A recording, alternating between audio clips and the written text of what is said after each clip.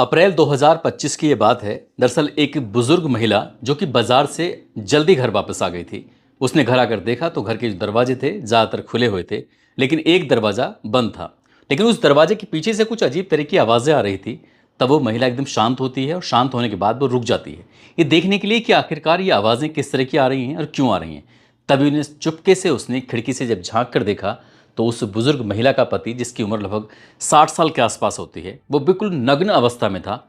उस व्यक्ति को देखकर वो एकदम हैरान हो जाती है, परेशान हो जाती है। लेकिन उसके पैरों की जमीन तब खिसक जाती है जब उस बुजुर्ग महिला ने अपनी ही सगी भतीजे को नग्न अवस्था में देखा और अपने पति के साथ देखा। बस इतना देखना था कि वो एकदम ये सोचने पर मजबूर हो जाती है कि आखिरकार मैं करूं तो क्या करूं। तब वो महिला चुपके से जाकर अपने सोफे पर बैठ जाती है और इंतज़ार कर रही थी ये दोनों कब बाहर निकलेंगे। आखिरकार वो दोनों बाहर निकलते हैं और निकलने के बाद उस बुजुर्ग महिला ने इन दोनों का काफ़ी विरोध किया और विरोध करने के बाद सीधा अपने भाई के पास पहुंच जाती है और भाई से जाकर कहती है कि कुछ भी हो जाए, किसी भी कीमत पर तुम्हें अपनी बेटी की शादी करनी ही पड़ेगी। क्योंकि उसकी बेटी की जो उम्र हो चुकी थी वो लगभग 27 साल के आसपास हो चुकी थी। आखिरकार उसके पिता ने लड़की के मेहनत की, दिन रात एक किया और 1 महीने के अंदर अंदर एक लड़का तलाश कर लिया और 1 महीने के अंदर ही उसकी शादी करा देती है। शादी तो हो जाती है, लड़की विदा होकर भी चली जाती है, लेकिन यहीं से एक कत्ल की इबारत लिखी जाती है। वो भी ऐसा कत्ल जिसकी गूंज पूरे प्रदेश भर में फैल जाती है। आज की इस कहानी के माध्यम से ये जानने की कोशिश करते हैं कि आखिरकार उस कत्ल के पीछे की कहानी क्या थी और कैसे उस कत्ल का खुलासा होता है। आदाब, नमस्कार, सत श्री अकाल। मैं उस्मान सैफी। आज की जो सच्ची घटना मैं आपको सुनाने जा रहा हूं, ये सच्ची घटना है बिहार प्रदेश का एक जिला है औरंगाबाद। औरंगाबाद की ही ये सच्ची घटना है।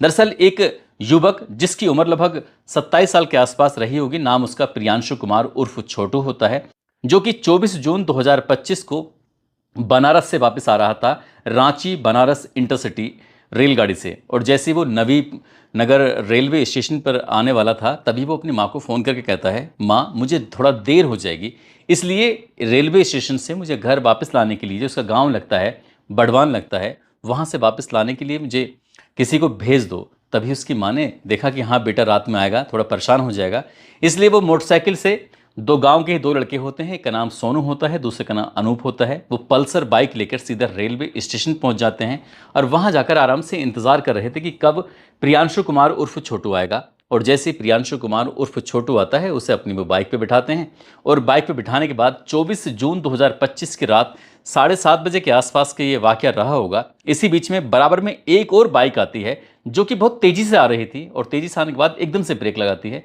और ब्रेक लगते ही उस पर भी 2 लड़के बैठे हुए थे। वो पूछते कि भैया, पहले नमस्ते करते हैं, नमस्ते करने के बाद पूछते हैं कि हम लोगों को देवराज विघाई गांव लगता है, वहां पर जाना है, रास्ता नहीं पता है, तो क्या आप हमें रास्ता बता सकते हो। जैसे ही बाइक सवार ने यहाँ पर इन 3 लड़कों से, जिस 3 लड़कों में प्रियांशु होता है, सोनू और अनूप होता है, इनसे पूछा जाता है कि हमें देवराज बिगहा जाना है, तो वो कहते हैं कि आप परेशान मत होइए, यहाँ से थोड़ा सा आगे चलेंगे तो 2 किलोमीटर दूर है, आराम से आप पहुँच जाना, 2 किलोमीटर की बात है। जैसे ये गाड़ी, पहली वाली तो रुकी गई थी रास्ता पूछने के लिए, दूसरे वाली भी गाड़ी रुक जाती है रास्ता बताने के लिए। और जैसे रास्ता बताने वाली बात आती है, इसके बाद एक के बाद एक 7 या 8 गोलियां चलती हैं और जैसी गोली चलती हैं तुरंत ही ये गोलियां लग जाती हैं प्रियांशु कुमार उर्फ छोटू को, गोली लग जाती हैं। उसके बाद यहाँ से वो भाग जाते हैं जो गोली मारने वाले थे, और यहाँ से भाग जाते हैं। अब ये सोनू और अनूप ये समझ नहीं पा रहे थे कि आखिरकार करें तो क्या करें, क्योंकि उन्होंने काफ़ी चीखे चिल्लाए, शोर मचाया, आसपास के लोग भी आते हैं। ऐसी स्थिति में बस तत्काल प्रभाव से उस प्रियांशु को यहाँ से उठाते हैं, नबीनगर में ही एक मगध मल्टी स्पेशलिटी हॉस्पिटल होता है, वहाँ लेकर जाते हैं। कहते हैं कि हम लोग ऐसी इस तरह से वहाँ से आ रहे थे और एकदम से अचानक ही बाइक सवार ने रास्ता पूछा और उन्होंने तुरंत ही गोली चला दी। सब हमारी मदद कर दीजिए, हमारे भैया का इलाज कर दीजिए। बस इतना था कि डॉक्टर ने देखना शुरू किया, गोली लगी थी लेकिन वो तो मर चुका था। अब उसका इलाज कैसे करें, वो कहते हैं कि ये मर चुका है। तुरंत ही जो हॉस्पिटल वाले होते हैं नज़दीकी पुलिस स्टेशन यानी कि नबीनगर को फ़ोन करते हैं, सूचना देते हैं, और जो एसएचओ होते हैं मृत्युंजय कुमार उपाध्याय अपनी टीम के साथ मौके पर पहुंच जाते हैं। एफएसएल टीम, सर्विलांस की टीम यहाँ पर पहुंच जाती है ये जांच पड़ताल करने के लिए, ये देखने के लिए कि आखिरकार क्या मामला है। उन दोनों लड़कों से पूछा जाता है, जिसका नाम अनूप होता है, सोनू होता है, उनसे पूछा जाता है, जैसे सोनू का असली नाम होता है अमित कुमार, उनसे पूछा जाता है कि इतनी गोलियां चलती हैं 7-8, लेकिन तुम्हें एक भी गोली लगती, क्या बात है, इसके पीछे का क्या कारण है। अब एसएचओ ने उन दोनों लड़कों से सख्ती से पूछताछ करना शुरू किया है। जब सख्ती से पूछा, एक बार नहीं, 2 बार नहीं, बार बार पूछते रहे, लेकिन दोनों लड़कों में जैसे शुरू से उन्होंने कहानी बताई थी वैसे ही वो लगातार कहानी बताते चलते हैं। कहते हैं कि साहब हमारा इसमें कोई रोल नहीं है, हमें तो सिर्फ ये कहा गया था कि वो रेलवे स्टेशन से आएगा, रात हो जाएगी इसलिए उनको लेके वापस आना है, हमारा बस इतना ही कसूर है। पुलिस उनसे पूछताछ कर रही थी और पुलिस को कई दिन बीतने के बाद भी कोई ऐसी लीड नहीं मिल पा रही थी, आखिरकार करे तो क्या करे। आखिरकार पुलिस ने जब प्रियांशु के मोबाइल की सीडीआर निकलवाई जाती है, कॉल डेटा रिकॉर्ड, उससे पता चलता है कि इसने अपनी पत्नी को एक ही दिन में लगभग 50 से ज़्यादा बार बातचीत हुई थी। 50 से ज़्यादा बार बातचीत क्या हुई थी, बस यही जानना था। अब यहाँ से जो उसकी पत्नी है उसके बारे में पता चलता है कि 45 दिन पहले यानी कि 11 मई 2025 को शादी होती है, जो कि लड़की का नाम होता है गुंजा सिंह। गुंजा सिंह जो कि नबी नगर की रहने वाली होती है। अब उससे पूछा जाता है कि तुम्हारी क्या बातचीत हुई थी, तो उसने बता दिया जैसे एक सामान्य पति और पत्नी के बीच बातचीत होती हैं। तभी पुलिस ने डिमांड की कि जो अपना नंबर है ना मोबाइल, यह हमें दे दीजिए, कुछ हमें देखना है, कुछ हमें पड़ताल करनी है। अब जैसे ही गुंजा से उसका मोबाइल नंबर मांगा जाता है तो गुंजा साफ इनकार कर देती है कि मेरे मोबाइल में कुछ ज़रूरी चीज़ें हैं तो इसलिए मैं दे नहीं सकती। पुलिस कहती है कि पति से भी ज़्यादा ज़रूरी कोई चीज़ हो सकती है क्या। जब पुलिस ने इस लड़की से, जबकि दुल्हन होती है, 45 दिन पहले उसकी शादी होती है, उससे पूछा जाता है कि आप मोबाइल क्यों नहीं देना चाहती, वो सटीक आंसर नहीं दे पा रही थी। पुलिस ने उसका मोबाइल भी लिया और साथ ही उसको भी हिरासत में ले लिया। 2 जुलाई 2025 को आखिरकार पुलिस उसे हिरासत में लेती है। अब उससे पूछताछ करती है कि क्या बातचीत हुई थी, शुरुआत से बताओ। तो हर बार वो उसकी नई कहानी होती थी। जब हर बार नई कहानी होती थी तब पुलिस ने अपने तरीके से जब उससे गुंजा सिंह से पूछताछ करना शुरू किया है, तब उसने असल कहानी बताना शुरू किया है। दरअसल वो बताती है जब वो छोटी सी थी, बचपन में वो अपने फूफा के साथ चली जाती है, यानी कि फूफी उसे अपने साथ ले जाती है और उसका मकसद था कि वहीं रहेगी, पढ़ेगी, वहीं खाना पीना रहना सब कुछ उसकी ज़िंदगी का वहीं फूफी के घर पर हो रहा था। जब वो 12 साल की हो जाती है तो 12 साल की होने के दौरान ही जब उसके फूफा थे 45 साल के, तब उसके फूफा के प्रति उसका अट्रैक्शन बढ़ जाता है। फूफा का प्रति भी अट्रैक्शन बढ़ जाता है और फूफा का उस लड़की के प्रति भी अट्रैक्शन बढ़ जाता है। बस इस रिश्ते के बारे में कोई नहीं जानता था। धीरे धीरे करके कब 15 साल गुजर जाते हैं किसी को भी नहीं पता चलता है और 15 साल तक ये दोनों ऐसे रहते थे जैसे पति और पत्नी। ऐसा कोई इनके बीच में कुछ छुपा हुआ नहीं था।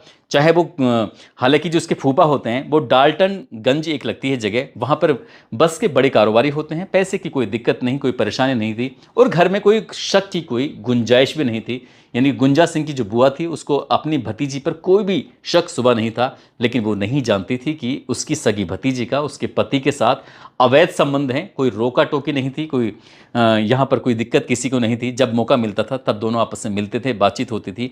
अब ऐसी स्थिति में जब लड़की की उम्र शादी के लायक होती है तब उसके लिए कई रिश्ते भी आया करते थे।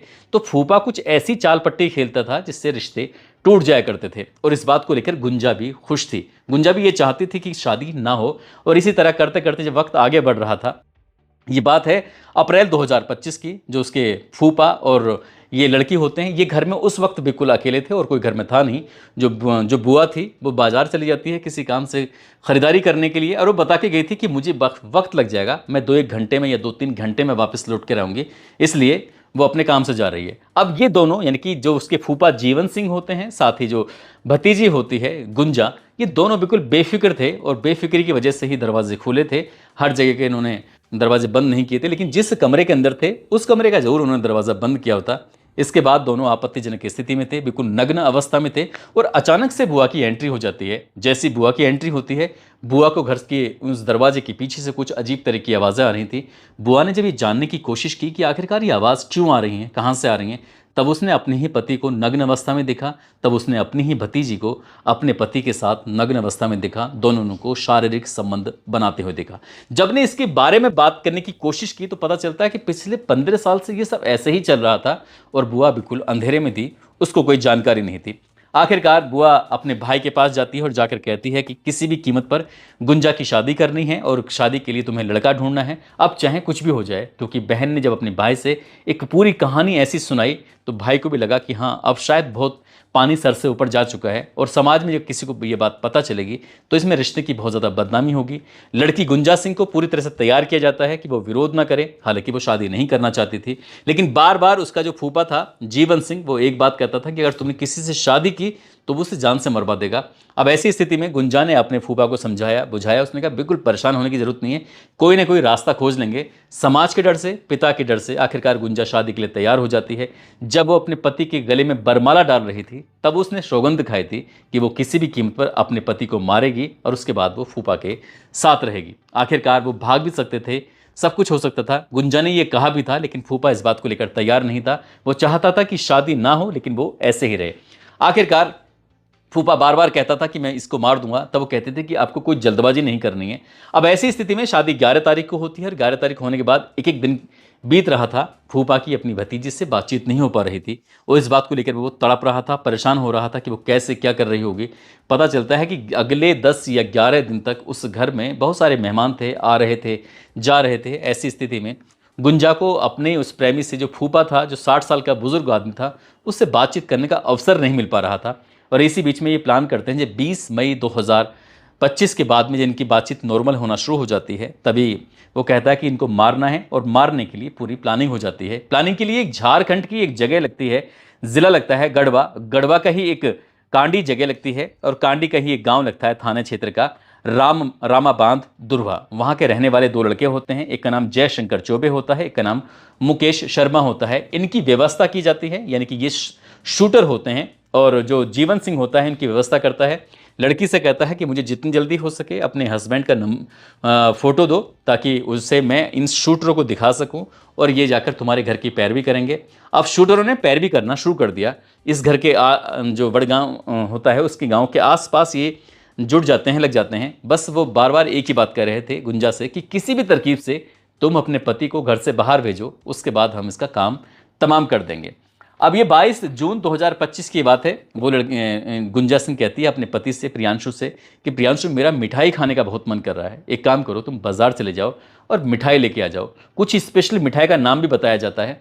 अब यहाँ से प्रियांशु बाजार जाता है। जब बाजार जाता है तो उसे मिठाई मिल तो जाती है, लेकिन बाजार में बहुत ज़्यादा भीड़ थी और शूटरों को ये हत्या करने का एक मौका नहीं मिल पाता है, इसलिए वो उस दिन का प्रोग्राम तो फेल हो जाता है। लेकिन 23 तारीख को अचानक ही ये प्रियांशु अपनी पत्नी से कहता है कि मुझे बनारस में, जो कि उत्तर प्रदेश में, मुझे वहाँ जाना है किसी काम से और मैं 24 में लौट कर वापस आऊँगा। आप एक काम करना, तुम अपना ख्याल रखना, मैं घूम के आता हूँ। जब ये वाली बात आती है वो 23 को जाता है। 24 को जब वापस लौट कर आ रहा था तो पत्नी बार बार पूछ रही थी, आप कहाँ पहुँचे, आप क्या कर रहे हो, आप क्या नहीं कर रहे हो। इसी तरह से करते करते लगातार फ़ोन पे बातचीत चल रही थी और बातचीत होने के दौरान ही वो तम पल पल की लोकेशन भेज रही थी। जैसे ही वो नबीनगर रेलवे स्टेशन पर पहुंचता है तो शार्प शूटर जो थे, गोली चलाने वाले थे, वो पहले से ही रेलवे स्टेशन पर मौजूद थे, लेकिन वहां उन्हें मौका नहीं मिल पाता।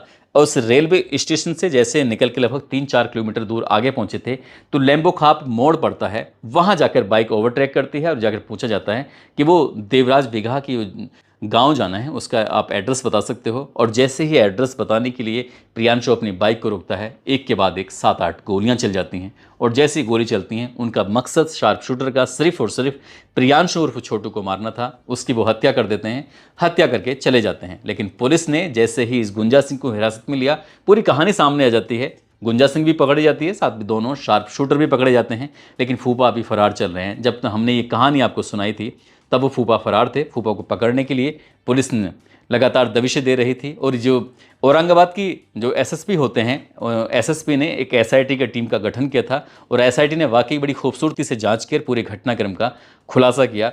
वाकई पूरी टीम बधाई की पात्र है। दोस्तों, इस पूरे घटनाक्रम को सुनाने का उद्देश्य किसी को परेशान करना नहीं है, किसी का दिल दुखाना नहीं है, बल्कि आपको जागरूक करना है, आपको सचेत करना है। जिस तरह से गुंजा सिंह ने अपने फूफा के साथ, वो भी उससे उम्र में दुगनी उम्र का आदमी था, जब वो 12 साल की थी तब उससे प्यार हो गया था। और ऐसे ही करते करते जब वो 27 साल की हो जाती है तब तक, यानी कि 15 साल तक इनका प्यार चलता रहता है और किसी को इस बात की भनक तक नहीं लगती।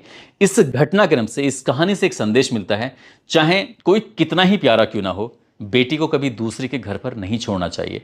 बेटी को अपने ही घर पर रखना चाहिए, उसकी परवरिश करनी चाहिए और उस पर नज़र भी रखनी चाहिए। क्योंकि समाज में बहुत सारे गिद्ध घूम रहे हैं, कोई फूफा के भेष में घूम रहा है तो कोई किसी और भेष में घूम रहा है। इसलिए बेटियों की सुरक्षा करना माँ बाप की सबसे पहली जिम्मेदारी बनती है, उनको जिम्मेदारी निभानी पड़ेगी।